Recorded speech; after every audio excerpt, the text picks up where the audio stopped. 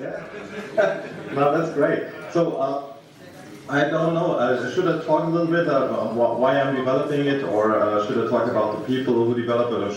Or are there any specific topics you might want me to cover about development, or about the game, or about the people behind the game? Any questions? Otherwise, I'll just talk. Yeah.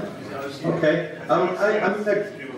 Somebody has asked, is it in OCS or It's an EGA game. So this game is being developed for Amiga 500, 4000, and C32. The video you just saw was shot on an emulation because the game is basically developed on a Mac computer, which is and on Amiga 1200. That's the Amiga I still have. I used to have a full set of Amiga computers some years ago, but then I decided to sell it, so I just kept my Amiga 1200 because that's the love of my life, and that's the reason why I'm developing this game for Amiga 1200, because that's the only machine I can really test it on. The story behind the game actually begins almost like 30 years ago. At the end of the 80s, I already developed games for Commodore 64, and I published some of them also in the UK. I published some games for Firebird Software and for Magic Heights, and I switched to Amiga at the end of the 80s, and I wanted to develop a shoot 'em up game, which should play like R-Type or some other games of this era. But then at the end of 1991, I started to have a serious job, earn money and stuff, and so I did not have the time to finish my hobby project, the shoot 'em up game for Amiga, and so I really did not work on it anymore. And then I rediscovered the game something like 5 years ago, when I decided to pick up all my Amigas from where I kept them in a storage place, and I decided to see if they still work, to see if this still work, and if I should, and then try to decide what I want to do with all this hardware and software I had.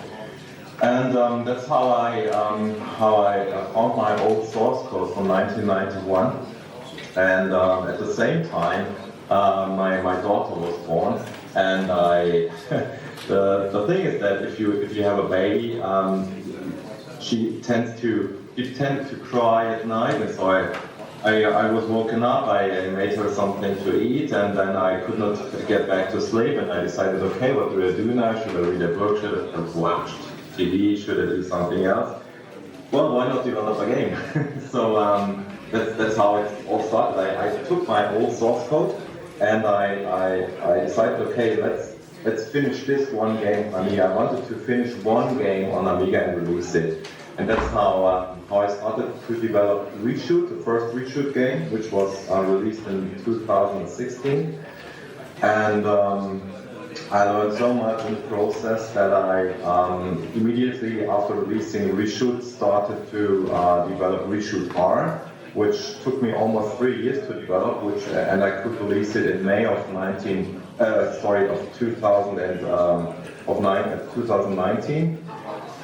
And when I had released ReShooter, I discussed a possible new project with Kevin, who did the pixels for ReShooter.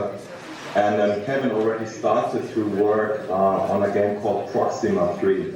We started to work on it almost 4 years ago, but it somehow never developed. He painted a lot of pixels, but there was never a code which really brought these pixels to life. And so I spoke to Kevin if he wanted to bring these pixels to life, if we wanted to bring these pixels to life together. So I would do the coding, and he would allow me to use the pixels he already painted in 4 years. And so that's how we started to work on Proxima 3 in August or September last year. And I already had a lot of code which I could reuse for Proxima 3. So Proxima 3 uses a lot of knowledge and of software technology which I had developed already for RESHOOT. For example, painting stuff on the screen, doing some parallaxing, parallax scrolling, moving stuff at a very dynamic rate and also in 50 frames per second, and which means it's a very fast game, it's a very smooth game, and because these are attributes which I find very important for gameplay, you know. RESHOOT and also Proxima 3. They should not be games which just look good and have no depth and feel well.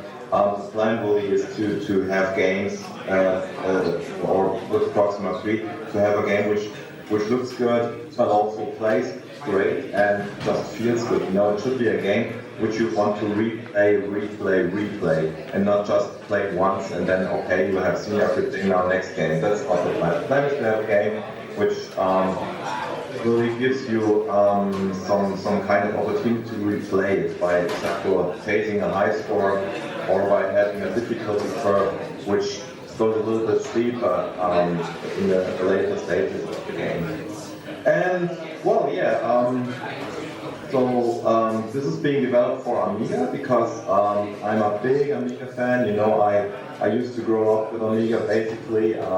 I used to be working for a magazine, a German magazine called Amiga Joker, which was actually the first Amiga Joker-related games magazine in Germany, and it was the leading magazine in Germany, and I used to start working there and writing reviews about games in 1991, and I did that until the death of Amiga and Amiga Joker in 1996.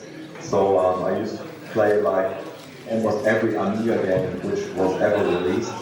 I also took the public domain pages in Amiga Joker, so I kind of know all public domain games, and I do know a lot of coders who work on the Amiga, and that helps me now because now I have some of these guys help me develop RESHOOT Proxima, also RESHOOT, but also Proxima 3.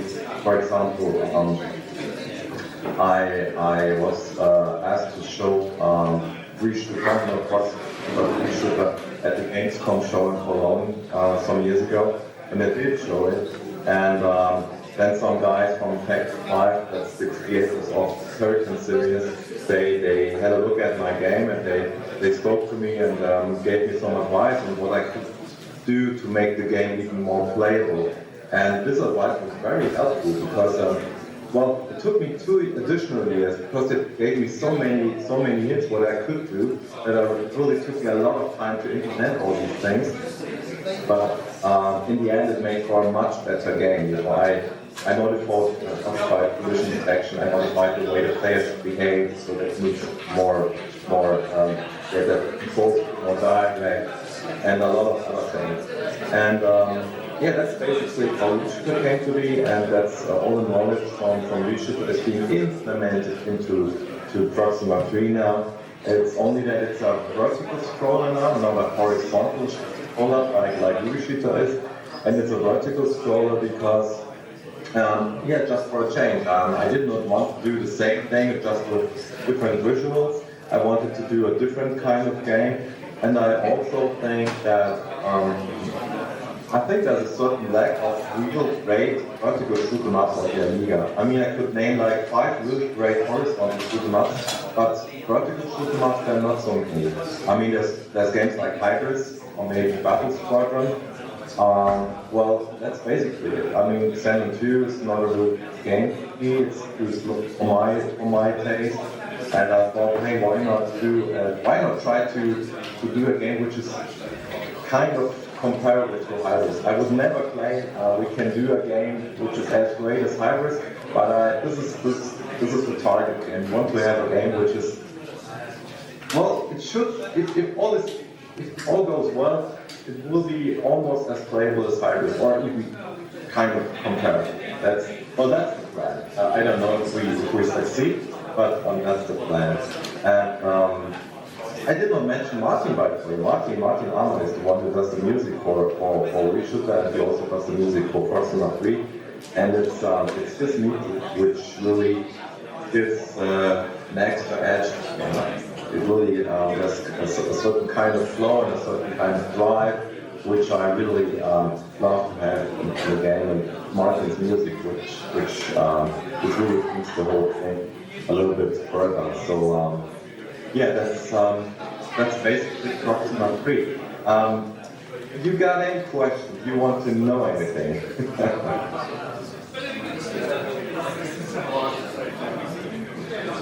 Yes, I can see you. Hi. Hi. The graphics you've got, they look like ray trace. How did you go about it? Well, it's Kevin's work, it's not mine. Kevin, as far as I know, well, actually, there's a bit of a history behind that. For the first RESHOOT game, we rendered them, but we felt that the result was not too convincing. I already had the same feeling when I played the Stardust games on Amiga, which really looked fabulous, but I think they look a little bit bland is maybe not the correct term, but I think they lack a certain kind of light somehow. It's difficult to explain, but we decided to keep the ray tracing approach simply because it allows us to have many frames of animation, which a modern game should have, but we decided to add some handcrafted pixels. So we decided to try ray tracing, which looks like handcrafted pixels, and that's the very same approach we try with Proxima 3. So what you see now in the video are not the finished graphics. These are, well, the background graphics are kind of finished, but the moving objects are not finished. So these are ray traced right now, and they will be ray traced in the final game, but we are still working on putting some additional pixels on these frames of animation, so that each frame looks like some kind of organic object. You know, the game should not feel too technical, but it should feel like a mix of technical and organic thing. You know, so the real important thing for me is that if you play a game, it should feel like you're fighting some kind of organic creatures, you know, and with solely ray tracing you cannot achieve that. So that's why Kevin is adding a lot of handcrafting to it. So does this answer your question? Thank you very much for asking.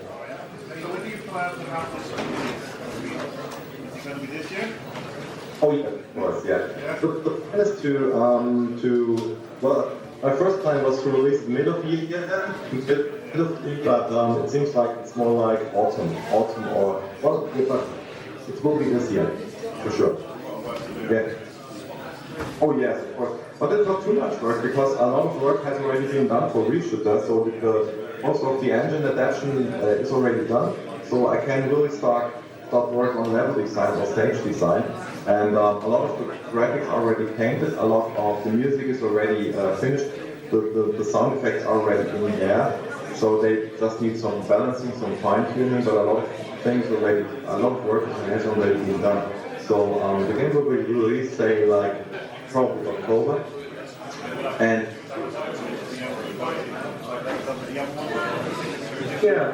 yeah, of course. You will be able to download the game, and you will be able to get physical or maybe two physical variations. You will have to be able to buy a CD-ROM, a pure CD-ROM, and you will be able to, like what we should have, a more advanced version which has a soundtrack with it, which has the game on CD-ROM with it, and which has some nice packaging, which has instructions with some in-depth behind-the-scene features where I write about how the game came to be, what Kevin did, what Martin did, and what obstacles I encountered while developing the game. So yeah, there will be a digital release and a physical release.